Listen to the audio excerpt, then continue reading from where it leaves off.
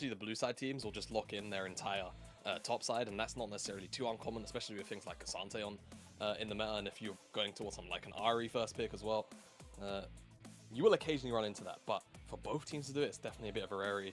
And I feel like we're just going to see a whole bunch of support bans. I'm kind of surprised that EDG even touch the AD carry pool, but perhaps just don't necessarily want to deal with Assumes Aphelios. And you know what? I can respect that, to be fair, as he is a bit of a monster on it, as are so many of our AD carries, to be fair.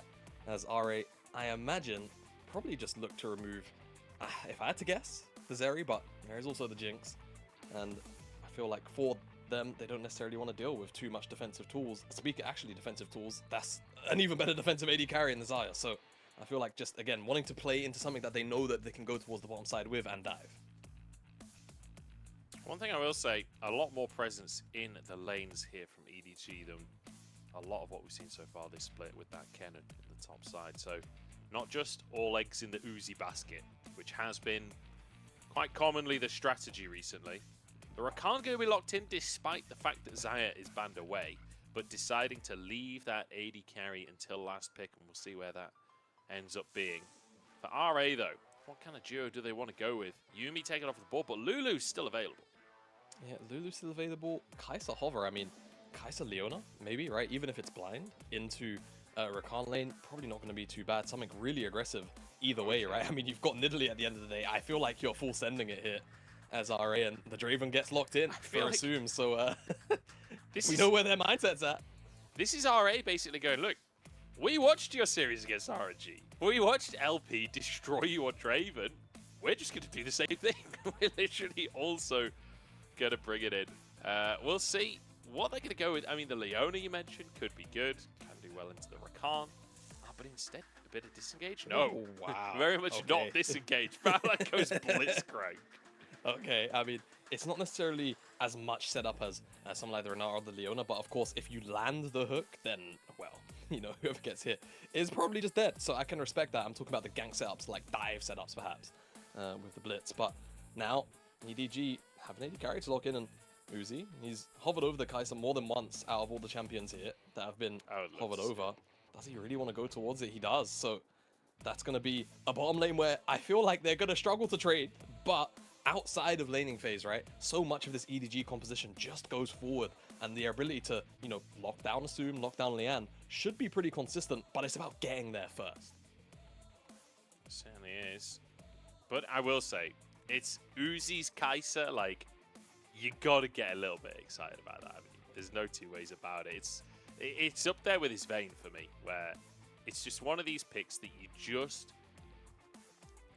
He just always pops off. He just always has such an insane force. He's got a 70% win rate over 46 games on the Kai'Sa over the course of his career. Like, that is actually insane. Uzi is a monster on the pick. Now, granted, there's not a massive amount of initial setup if they can dodge away from the Rakan. But that said, neither Draven nor Blitzcrank necessarily are the best at avoiding a Rakan, especially if the quickness comes in. So I can see the combo here for Uzi and Meiko, two of the greatest bot laners of all time in the LPL, now joined together. We've yet to really see them in full form just yet. But perhaps this is the beginning with kind of signatures coming out. Yeah, signature picks coming out for both, and you would like to hope for EDG, for Uzi, they can have a positive lane here. I feel like it should be an uphill battle in theory, but I guess we'll have to see how things unfold as we're getting closer to game number 1. And, I mean, we know what RA are going to be up to in the early game, right? Draven, Renekton, Nidalee on the opposite side of the map as well. For EDG, this is going to be a lot about the survival house. Can they survive? That'll be the question. But here we go, on to Summoner's Rift. 25 minutes late, Uzi. I'm just saying, timekeeping, mate. But here we go. EDG looking for a bit of redemption after their recent series against their old rivals in RNG, getting 2-0'd in that series. But I like what they're bringing to the table. Change in tack. Yeah, that's going to be tough, honestly, as Xiaoshu just literally waltzing out of the play, I think is the only way to describe it. Very cool guys don't look at explosions, just strolls on out of it. He's also back to 60% HV. Like, he's just chilling. And now, a dive is actually kind of viable because Arla doesn't have flash and he's, what, 700-ish HP? right? So Xiaoshu's got the empowered W. That's going to be a longer stun, and Lian should just be able to line this up.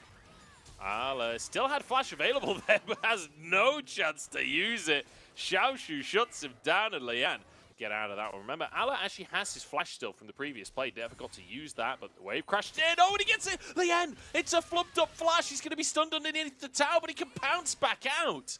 Off the jungle camp farm, so mid lane, Strive. How much trouble is he in? Attempt here. Ignite comes on down. They won't really be able to finish this one off. Baolan blocks it, pulls him in. Fofo has been obliterated. Yeah, Fofo kind of got destroyed there. Just gets rid of the minion wave, and hook is really, really easy to land. The only way that could have been worse for EDG. Let's get him. That pounce. But gets to use it. Stunned up by the slice strum. And a CC chain there by JJ and Ala. RA spoke about stripping away some towers. If they can kill Ala, maybe there's reinforcement. JJ's here. Sorry, he's over on the side. It does not matter. The run through, though. Maybe the tower can finish the job. Fofo with the JJ with kill credit. A 4 up top for EDG. But everyone had just recalled on the bottom side for RA, so there's no... Obviously open up the map a little bit, but the Dragon's not for another 90 seconds. So that's not going to be a tool that they have. Now Charm goes wide, but this is what you want to do. Everfrost is there as well. This is the cash in. Surely there it is. 1,000 gold plus the 300 for the kill. He just got almost 1,500 gold from a kill. That was nasty. That was nasty. 1,033 was the final number there on the cash in. So yeah, when Asum goes back to base, he is shopping. He's aftershock, and even with the aftershock, he would still get absolutely murdered like this, doing their best to try and poke and prod, but unfortunately, you always run the risk of Baolan landing a hook. Double skill shots there.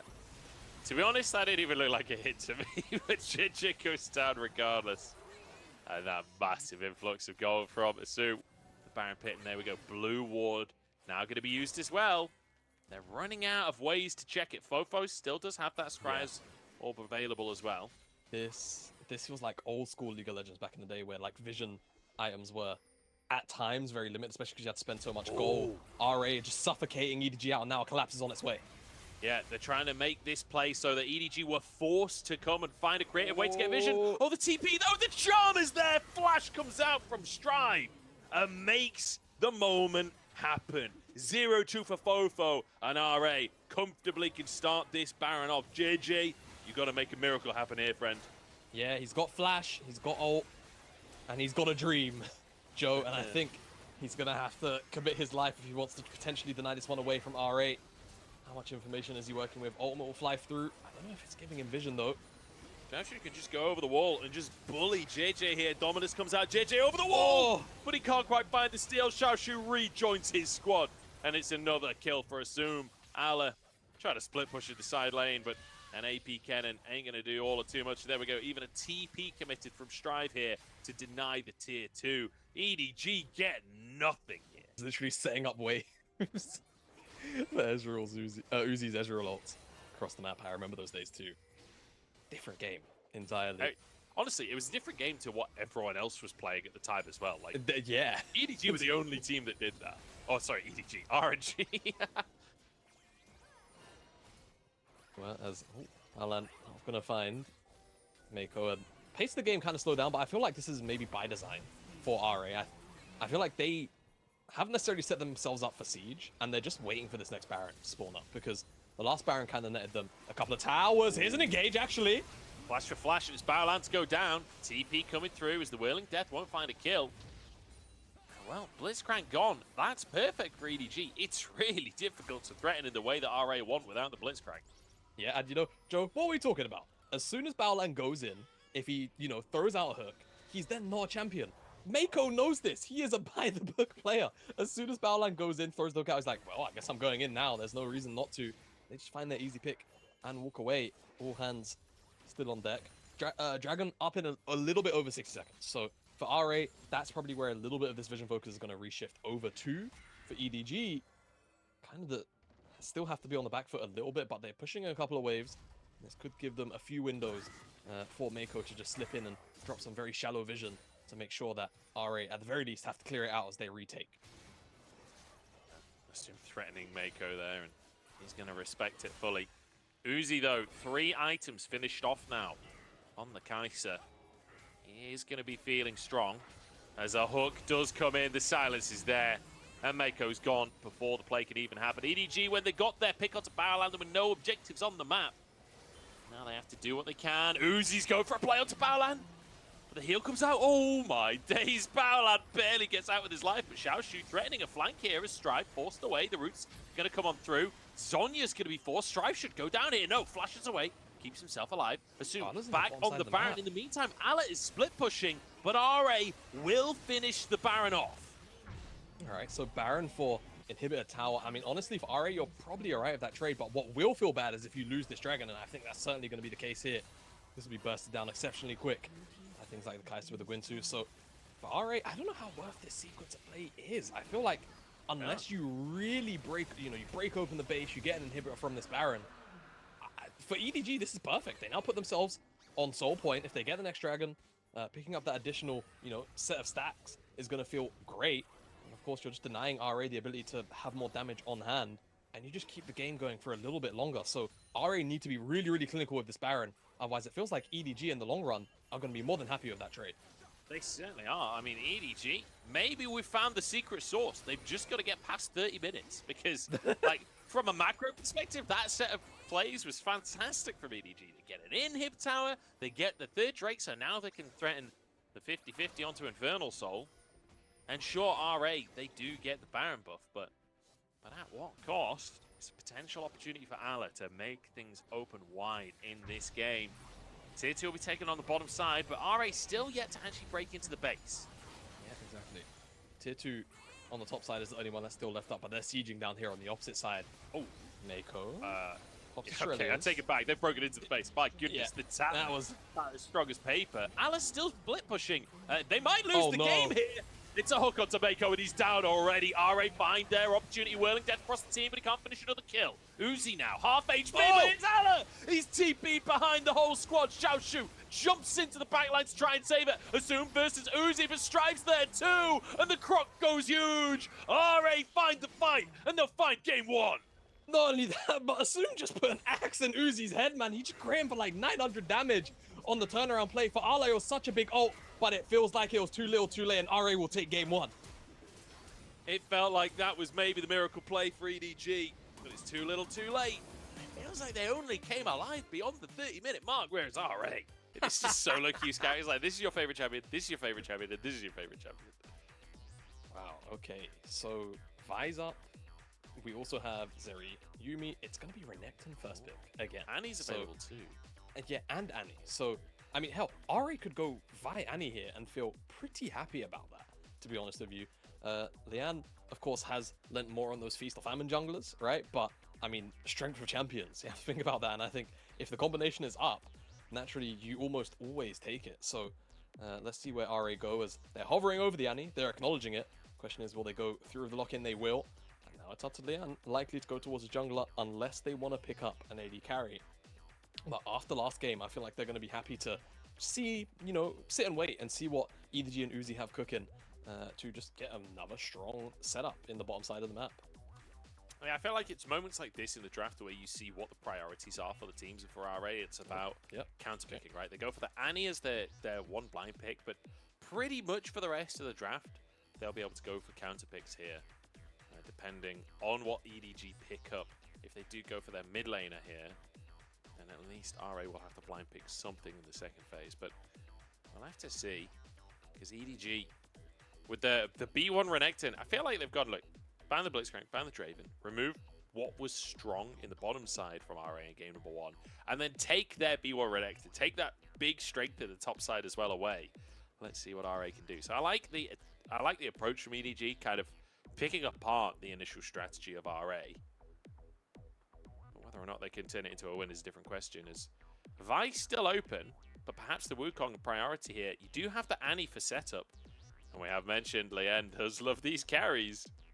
Yeah, carries. And to be honest with you, I don't mind it, right? I think the reason why RA here, they don't actually go towards that Vibe line is because Zyra Khan are both up. They've locked in the Annie. And they weren't really thinking about going towards the Rakan. They didn't want to split that up either. So they go towards the K'Sante, wait until 3 for their jungle pick. And what this also does now is not only allow them to remove away 2, strong team fighting junglers from the hands of EDG, which can very often put Kha'Zix in the ground in those mid-game team fights. It also means that EDG have to either, you know, all in towards AD carry bans or support bans, or try and split and just remove away the worst possible combination of champions that they feel like they could be dealing with here. So for RA, I feel like still, you know, in a really, really comfortable position. For EDG, they've got the makings of a strong comp, right? They have their Renekton on the top side for a very strong, consistent top side. They've got the Loves Duo on the bottom side between the Rakan and Xayah, so you know the 2v2 should always have a baseline level, a solid baseline level of strength. It's just about trying to solidify now the middle of the map with JJ and Fofo's picks. Yeah, the Yuumi, I feel like, was almost a mandatory ban there from EDG. You compare with so many champions, it could be so horrible to deal with. And Fofo actually gets his Azir picked away or banned away from him so that Strive doesn't get too much pressure in that mid lane. What do EDG want to ban though? Because like Zeri is available, Aphelios as well, a champion that we've seen so many AD carries thrive on.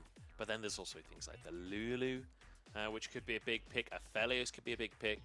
Sorry, I actually meant to say Nautilus there. Aphelios would have been a big pick, well, but I did already say Aphelios. Guess what RA are picking, buddy? It's Nautilus. Who would have thought? I'm kind of surprised here that EDG went for the Aphelios ban here in second. I feel like you want to remove away something like the Naut here, because RA were looking for engage in my mind, right? They've got the Annie, they've got the Kha'Zix, they've got the K'Sante. These champions, you know, obviously Annie can start up a fight with like a Flash Tibbers or whatever, but it's not a consistent form of engage, whereas something like the Nautilus is on the opposite end. So let's see, EDG pick up the Wukong as that wasn't removed away. It was the Azir in that second ban, and Fofo's gonna go towards Lissandra. So looking for a little bit of extra lockdown as RA, assume, is going to throw the Kai'Sa back at Uzi. So Kai'Sa Nautilus in the bottom side, an immense amount of burst inside the laning phase if that dredge line connects. So a lot of potential blood to be had on the bottom side of the map. So I feel like Lien and JJ both going to be drawn down here in the early stages. Yeah. I mean, Kai'Sa versus Xayah, this is kind of the classic matchup, isn't it? Baolan has the Nautilus, which in my mind is the best support pairing with the Kai'Sa. You can set up for the combo to come on through for that, the passive to be procced so damn quickly. I feel like Fofo very much playing the setup game. We'll see how this bot lane's gonna go. Uzi's smile from the end of that last game no longer on his face. You can see him looking real serious, because this bot lane, this is a skill matchup.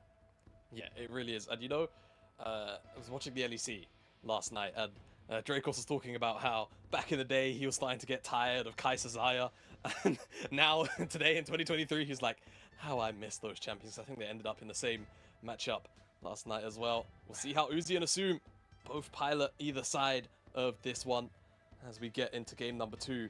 Expect a lot of action down here. It has to be bloody by nature, I think. And for EDG, they have to find a way back in, otherwise they could be facing down. That was 0-2 series and could be dropping to 3-6. Certainly could. Both teams tied in the standings here. EDG getting 2-0'd by RNG in their most recent series, and now 1-0 down against RA as well. It's a tough position for EDG fans to be in, especially off the back of such a dominant, you know, recent performance out from the organization. Especially Spring almost making it to MSI 3rd place in the end, losing out to BLG, who honestly have evolved over the course of the year. Mako pressured on all sides here. Stun comes out from Strive. Gonna have to use the Grand Entrance, surely. In fact, Balan not overcommitting to the play. I think rightly so against the Lissandra and the Rakan. Yeah, should be able to get vision at very least as JJ, I think he's gone too deep on this one. They haven't seen Baolan. The hooks can come in. Assumes there with the isolated Q as well. JJ forced the flash. Can they follow this one up? Strive is there. The flash stun comes in. And it's a kill. First blood, in fact, onto Strive. Baolan's dead. I really wish we could have seen the actual 2v2. They were winning the 2v2. They were dominating the 2v2, but Uzi and Mako somehow find themselves... Ala hadn't actually reset yet, so a lot of damage. So it's an engage that actually finds its way onto Mako, and then it's a knock-up, it's a pullback of feathers, and Baolan dies. Well, yeah, sure. Nothing else to say, I guess. Hey, God damn, it's the most annoying thing in the world. Fofo still on the ward here. as Herald will be taken by EDG, and I will say a much better early game from EDG than what we saw in game number 1 of the series. I feel like, you know, with a bit of gold in Uzi's pocket here, they're going to be in a much better spot. However, Uzi did move up to that top side, so assume getting a bit of solo time at the bottom tower. That's going to be 3 plates taken. Yeah, a fair amount of minions lost too here by EDG, so assume pretty happy to make this trade work. So JJ's going to have to walk towards that top side, drop this plate. Uzi and Mako already got one. They're looking for a dive up here, but how hard is it? Oh, Mako has to flash away. Uzi now tanking the tower. Q3 goes wide. All Out still available here as JJ goes to the second part of the Cyclone, pushed out from the tower, but I mean, you needed to stay underneath the tower range, you'd believe there. Xiaoshu goes down. So successful dive from the side of EDG. The W evolve at this rate. Fantastic stuff out from Assume. And I will say, you know, we came into this series saying RA. Highest kills of 15 and deaths of 15 in the league. Well, it's EDG making a play this time around. Bao the target as the freeze comes out to Lian as well. He's taken out, but Assume is here to clean up the fight. You can't afford to give Kai'Sa all of these kills. It's a double for JJ, but a double for Assume as well. Ah, man, I don't know if that's worth it. EDG giving over 2 kills to Assume when he's already this far ahead. Uzi is still scraping the ground to find a first item. This is a teleport coming in now also from Xiaoshu, who has the frozen gauntlet too. Just all out and back towards the play here. Assume dodges the feathers and he's gone. Xiaoshu just wrecks him. Mako next on the chopping block, and the TP's been channeled here. Alan comes in, he's 1v3 and he's winning it. Flashes onto Assume, but he can't finish the kill, and it's a triple for Xiaoshu instead. At the bottom, he doesn't have subs, so I have no idea if he had subs or not. As Fofo the target, it's a good little knock-up, Assumes the trouble here, and he's taken down, shut down into the pocket of Allah. The 5v5 is good, but is it good enough, Layette? Just cuts Fofo in 2. Hey, I mean, look, it's pretty warm here in Europe, and Lian, maybe it's pretty warm over in Shanghai. Gets some ice in his belly, but unfortunately, Baolan is being eaten up by EDG as well. And they should be able to pick up the dragon off the back of that too, Joe. That's the point.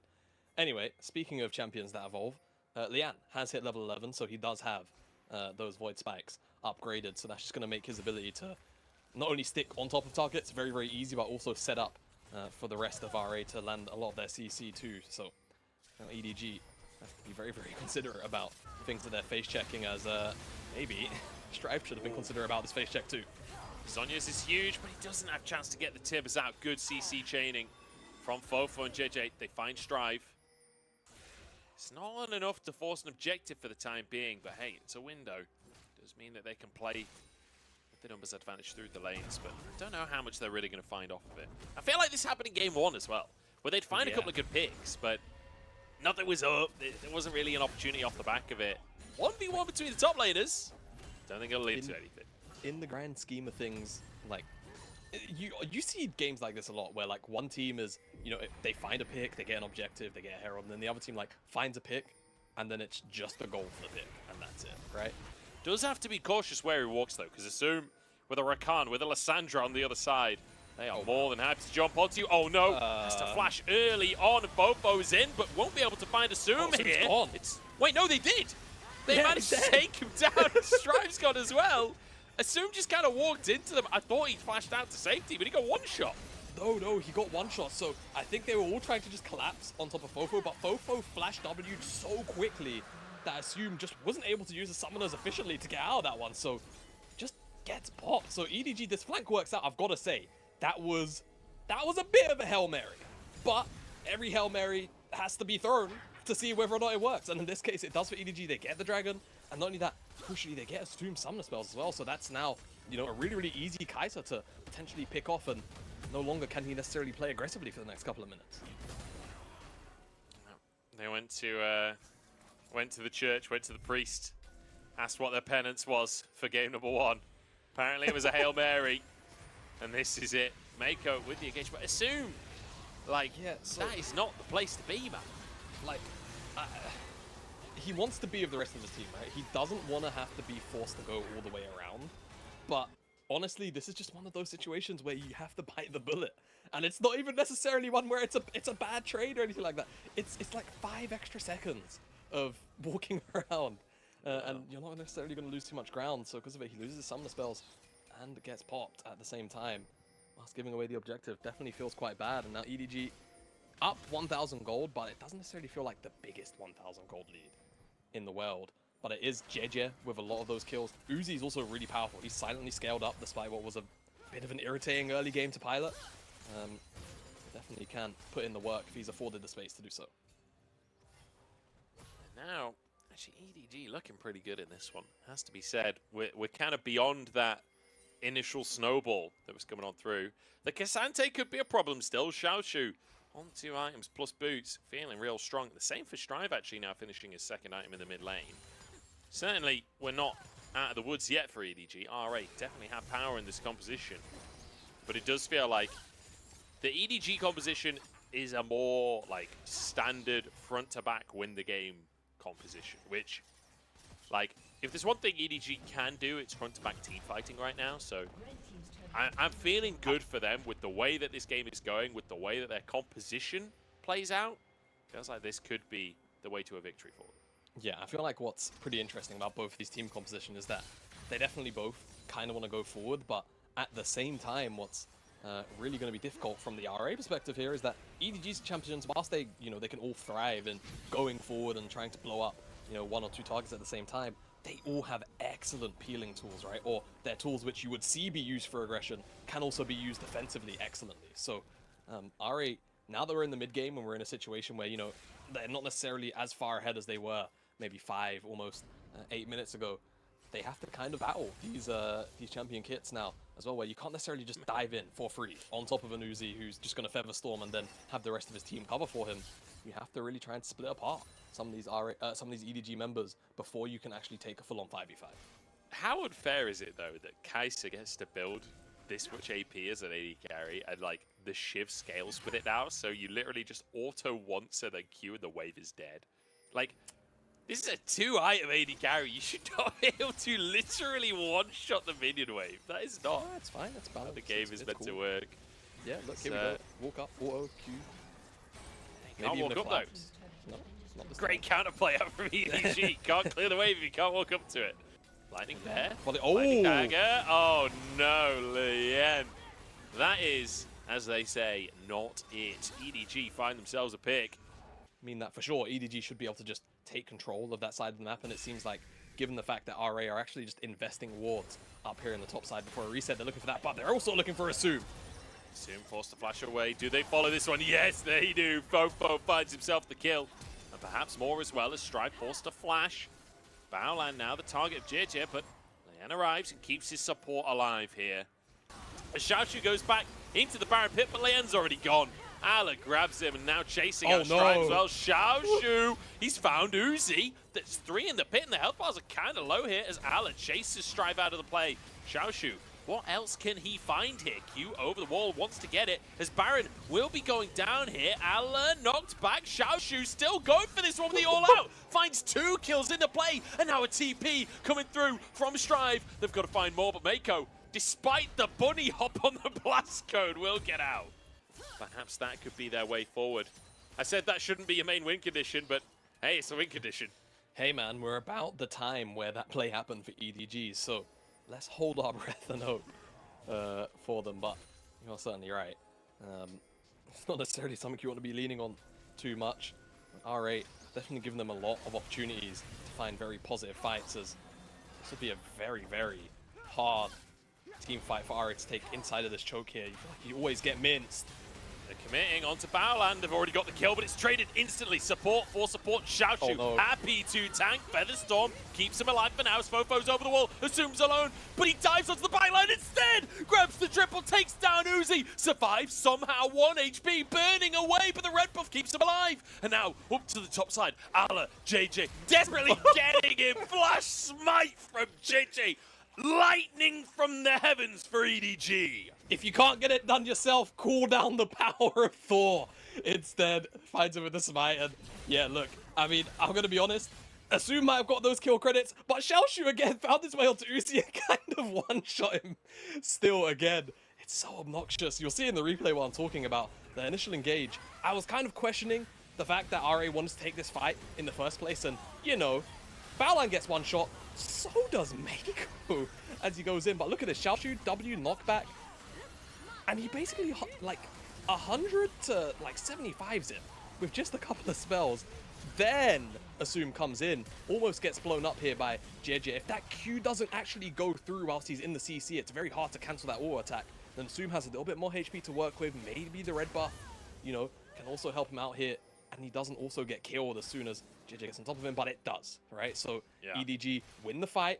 They get the third dragon. Run away from Soul now. Good As God. yeah, that's a I mean, lot of damage. And most of that is static shift, man. Most of that is static shift. Because before he jumps into the backline and finishes off Uzi, like, he's already got 2 kills. Mako comes in and gets absolutely one-shot. Fofo pretty much gets one-shot by him as well. The amount of damage he's doing from the static shift, plus his Ws as well. Remember, the W has insane scaling with AP. Not only that, but a cooldown reset.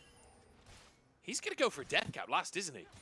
He probably is, yeah. And you know, I'm really curious. I don't know if I can really make this call out on broadcast, but I'm gonna do it anyway. Because Jake was talking to us, hysteric, the other day, how the broadcast on the Chinese side, you can look up so many stats. I need to know how much damage that static shift has done in this game. I would imagine that that overlay has that kind of information. So if you have access to it and you happen to be watching the English broadcast, please find out for us. I would love you forever. And drop me a ping on Twitter. We need to know. As Ana? Be knocked back here, could be in big trouble here. Assume keeping himself safe, but it means that the rest of his team is kind of abandoned. Baolao falls? Baolan falls. Xiaoxu wants a little bit more as Ala walks out with his life. Assume could ult on that. It would be dangerous, but he he was could. thinking about it. But he didn't. So, Mako will keep his life. And so will Assume, more importantly. And the Baron is on the table. If EDG want to try and start it up, Assume is going to steal away this blue buff, just because, of course, you can use that W spam. Yeah, he needs it. He actually does. So, can look for a little bit of poke here. Crucially, Xiaoxu still has the all-out, and Assume also can reposition with the ultimate. So, even though this Baron is getting started up and it's a 4 versus 5, it's still very, very risky. This is for Mako actually and perfect. EDG to try and take. So for Assume, this situation is great. When the enemy is trying to do Baron, you cannot miss your W. It's almost impossible to miss your W.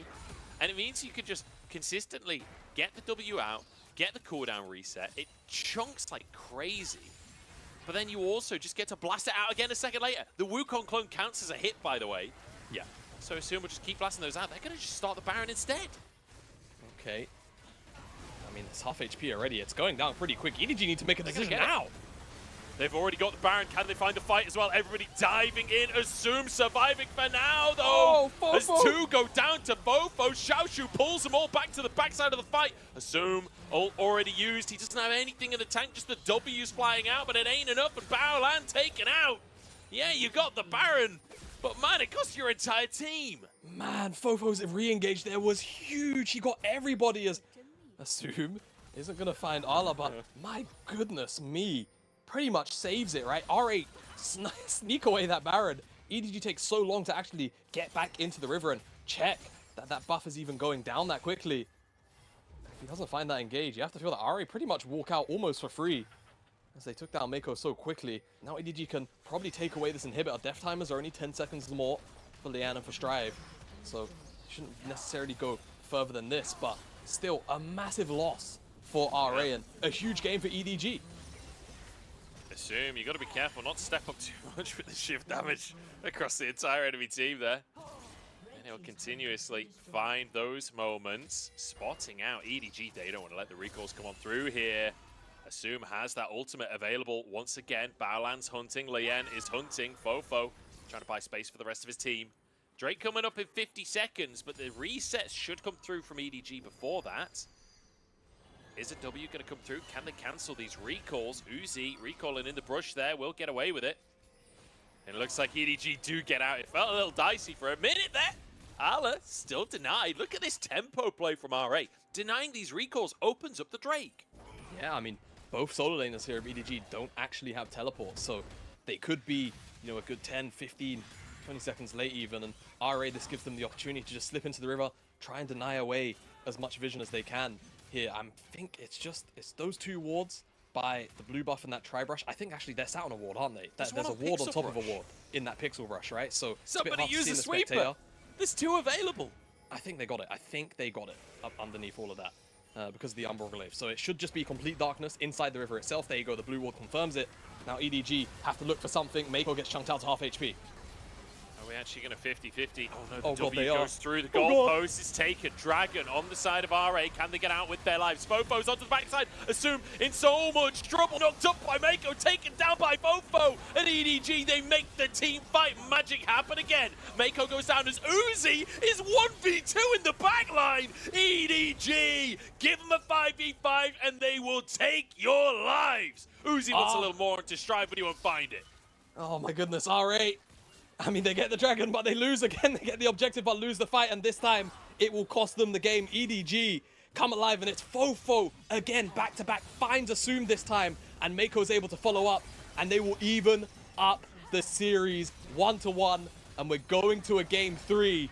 EDG, it seems to be the case, man. After 30 minutes, they just decide to play the game. But they go towards the Jax instead for Xiaoshu, with both of those carry top laners inside the Renekton and the K'Sante banned away. RA very willing to hand Xiaoshu, you know, a matchup where he can potentially look to take control of the game in his own hands. See what Allah's going to go for into that Jax as well.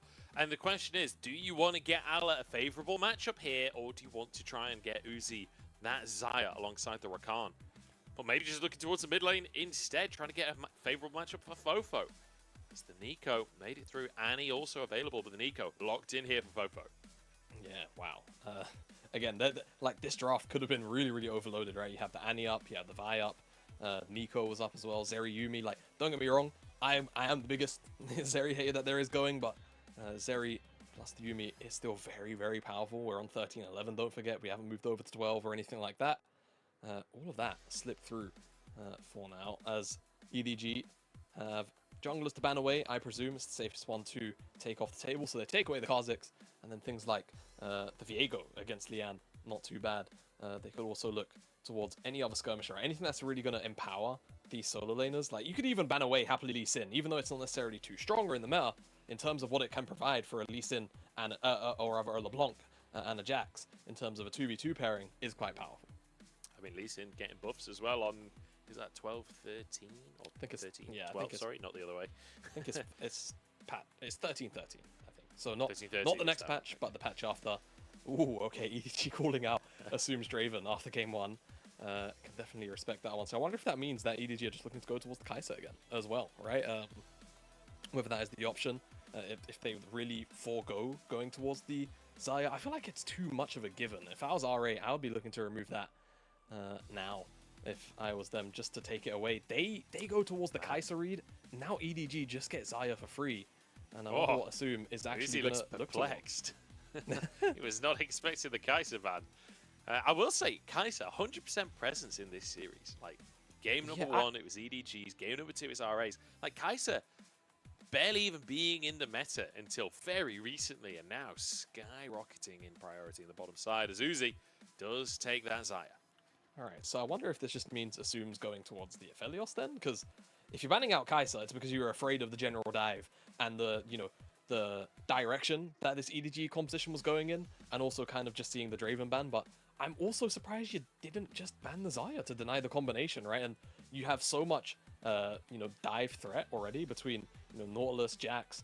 It just feels like a bit of a no-brainer. But banning away the, you know, a favorable AD carry, but not necessarily the most favored pairing with the Rakan is the choice for RA, and they go towards Sejuani. So top side 2v2, very, very powerful, so much CC, loads of lockdown.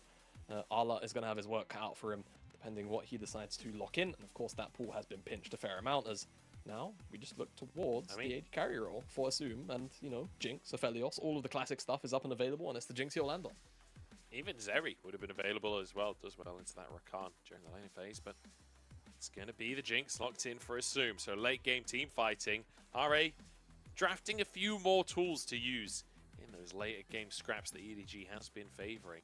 The Gragas, as the final hover, does very well into the Jax. Allah has played it a billion times over the years, so you'd anticipate that being locked in as the final spot for EDG, playing a tanky top laner, playing towards Uzi. And I feel like kind of going back to the style from EDG that we've kind of got used to seeing. Yeah, absolutely. And I think what's actually pretty good across the board is that EDG have pretty stable lanes, right? I think a very good base plate for JJ to potentially build off of. So let's see how EDG get on in the early game. I think compositionally, a lot of directions that this comp can go in, right? They can play defensively, they can play aggressively. I think much like the previous game, very versatile in what those champions can do and how they can actually approach team fights. Whereas I feel like for RA, it's a little bit more one-track mind, right? You've got Sejuani, you've got Nautilus, Jax, LeBlanc. All of these champions kind of want to go forward. Jinx wants to hit whatever is in front of her. So it's going to be a lot more about how RA approach pick tools as opposed to outright 5v5s every single time and then looking to go on from there.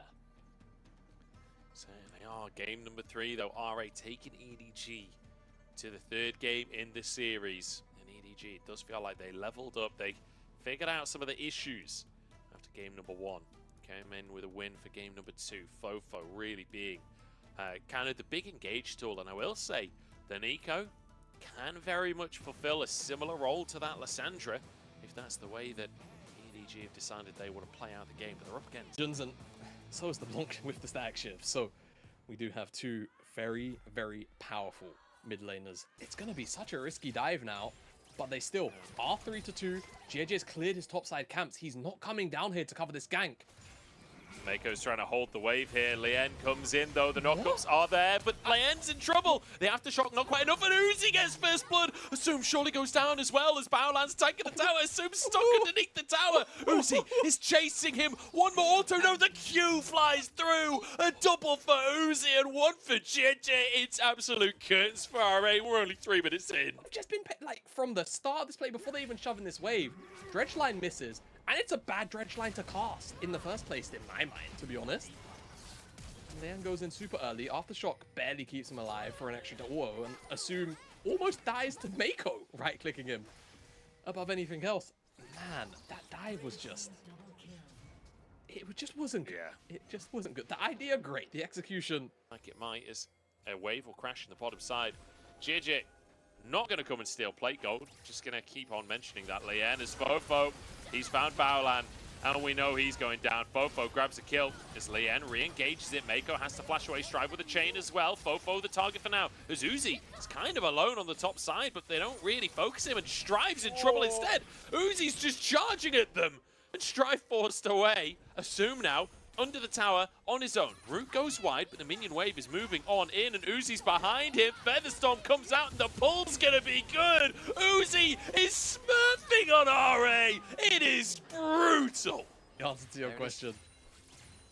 That's okay. We're on 12 plates across the map for EDG. 12 plates. That is insane. And now Ala looks for Lien. Great little Everfrost there. The slow comes out from the barrel as well with the Proto Belt coming on through.